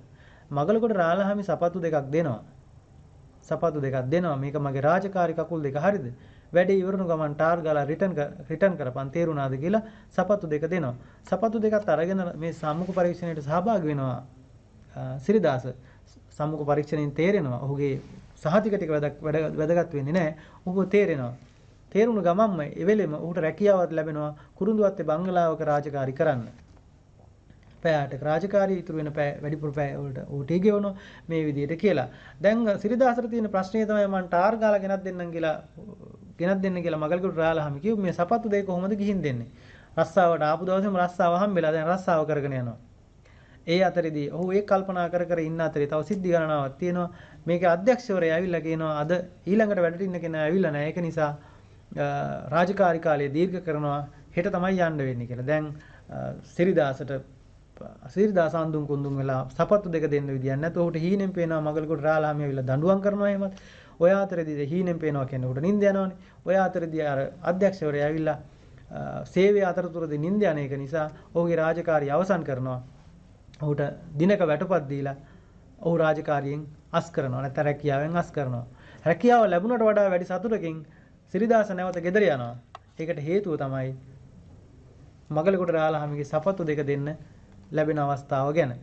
අපි මේ දිහා යම් කිසි ආකාරයක අපිට උපහාසයක් දැනුණත් අතිශය ඛේදනීය ඉරණමක් කියන්නේ. රැකියාව ලැබෙනවට වඩා සතුටින් රැකියාව අහිමි වීම නිසා යන තරුණයෙක් හරිම ඛේදනීය ඉරණමක්. රැකියාව වියුක්තිය නිසා රැකියාව නොමැති වීම නිසා මේ අය විඳින ගැහැට පිළිබඳව. ඒ නිසා මේ කතාවේ තේමාව විදිහට අපි තෝරගන්නේ විශ්වවිද්‍යාලයට යාමේ වරම හිමුණු සිරිදාස විරැක්තියාවෙන් පිළීමත් සම්මුඛ පරීක්ෂණයට යාමට කළු සපත්තු දෙකක් සොයා ගැනීමට උත්සාහ කිරීමත් ඒ සොයා ගැනීමෙන් පසු ඇති වුණු මානසික අසහනයත් පිළිබඳව තමයි කළු සපත්තු කෙටි කතාවේදී රචකයා කියන්න අපිට උත්සාහ කරන්නේ. මේ කෙටි කතාවේ තියෙන සියලු දේ මෙන්න මේ වගේ සටහනකට ගත්තොත් අපිට හරි පහසුවෙන් පුළුවන් කෙටි කතා ਵਿਚාරය කරන්න. මේකේ චරිත තියෙනවා ප්‍රධාන චරිතය තමයි නැත්නම් කේන්ද්‍රීය චරිතය තමයි සිරිදාස. සිරිදාසගේ චරිතය ආශ්‍රයෙන් තමයි මේ කතාව ගොඩනගන්නේ. උට උදව් වෙනවා අර ආරක්ෂක ආයතනයේ ඩිරෙක්ටර්, ඔහුගේ මිත්‍රයා තිලකරත්න, ඒ වගේම මගලෙකුට රාලහාමි. මේ චරිත ටික එකතු කරගෙන තමයි කළු සපත්තු කෙටි කතාව ගොඩනගන්නේ. මේ කතා වින්‍යාසයේ මුලැමැදාග අනුපිළිවෙලින් ගලපලා හොඳ ඒකාබද්ධතාවකින් යුතුව නිර්මාණය කරලා තියෙනවා. කෙටි කතාවේ දෘෂ්ටි කෝණය තමයි මේකේ ප්‍රථම පුරුෂ දෘෂ්ටි කෝණය. එතකොට කේන්ද්‍රීය චරිතය තමයි අපි කිව්වේ සිරිදාස. සිරිදාසගේ චරිතය අරගෙන ප්‍රථම පුරුෂ දෘෂ්ටි කෝණය ඔස්සේ හොඳ කතා වින්‍යාසකෙන් ගැළපීමකින් යුතුව මනා ඒකාබද්ධතාවකින් යුතුව ගොතන නැත්නම් ලියන මේ කෙටි කතාවේ අපිට කියන්න උත්සාහ කරන්නේ සමාජයේ රැකියාව විරහිතභාවයෙන් හමුවේ තාරුණ්‍යයේ මුහුණ දෙන දුක් ගැහැටයි. ඒ රැකියාව ලැබුණට පස්සේ විඳින දුක් ගැහැටයි. මේ දුගී භවයේ කේදනීය ශෝකාන්තය තමයි අපිට කෙටි කතාවෙන් කියන්නට උත්සාහ කරන්නේ. මේ කෙටි කතාවේ සංවාද ගොඩනගන්න භාෂාව හරි අපූර්වට පරිහරණය කරනවා ජයතිලක කම්මැලවීර. ඒ චරිත අනුව අපිට සංවාදය වලින් අපිට තේරෙනවා ඒ චරිතයේ ස්වභාවය පිළිබඳව. අපි හිතමු තිලකරත්න මහත්මයා හරියට උදව් කරන කෙනෙක්. ඒ හින්දා තිලකරත්න මහත්තයා ළඟට ගිහිල්ලා සිරිදාසානි අයියේ පොඩි බඩුවක් ඉල්ල ගන්න පුළුවන්ද? අර තිලකරත්න මහත්තයානේ මොකද්ද මල්ලි? කළු සපත්තු දෙකක්. හරිම චාම් හරිම මිත්‍රශීලී සංවාදයක් තියෙන්නේ. ඊළඟට මගලකොට රාලහාමි ඔහු පොලිස් නිලධාරියෙක්. ඔහුගේ භාෂාවෙන් කතා කරන්නේ. මල්ලි මේක මගේ රාජකාරී කකුල් දෙක හරිද? වැඩේ කරගෙන ටාර් ගාලා රිටර්න් කරපන්. තේරුණාද? ඔහු අනක් දෙනවා. ඔහුගේ රාජකාරී කකුල් දෙක. ඇත්ත ඔහුගේ සපත්තු දෙක කියන්නේ ඔහුගේ රාජකාරී ඔහු නිල ඇඳුමේක කොටසක්. ඔහුට ඒක හරි වටිනවා. ඔහුගේ භාෂාව එහෙමයි. අධ්‍යක්ෂවරයා ආරක්ෂක ආයතනය පෞද්ගලික ආරක්ෂා ආයතනය සාධික පරීක්ෂා කරපු ගමන් උඩ රස්සාව දීලා එයාගේ ගෝලයට කියනවා ඩග්ලස් දෙනවා මෙයාට කැප් එකක් බැජ් එකක්.